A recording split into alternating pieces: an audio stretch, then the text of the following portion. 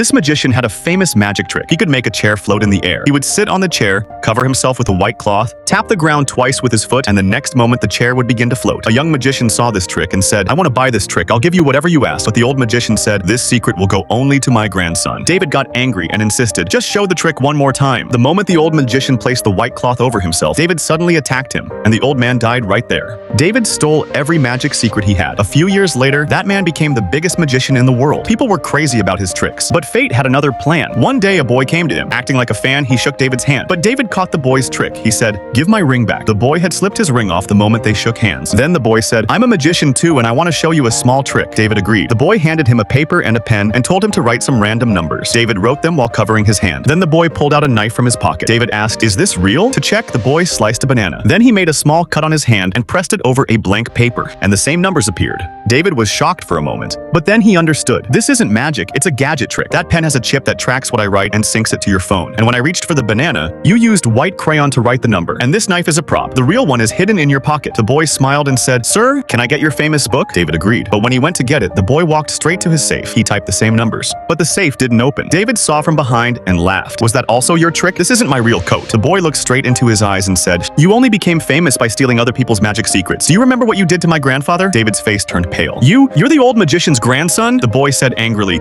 "You murdered him. I'll expose everything." And he walked away. Fear settled inside David's heart. He turned off all his cameras, opened his safe, and burned every secret he had. He thought he would escape. But the very next day, the police came to his house for an investigation. They told him his wife had been murdered, and they suspected him. They asked for CCTV footage, but David had turned off all the cameras himself. The police told him to open his safe. As soon as David put on the code, his face went white. Inside the safe was the same knife the boy had yesterday. He remembered how the boy switched rings when they shook hands. That ring had a tracker chip. When David opened the safe, the real code got recorded, and the knife David pulled from the boy's pocket had his fingerprints, and now that same knife had his wife's blood on it. The boy had played his perfect plan. He avenged his grandfather.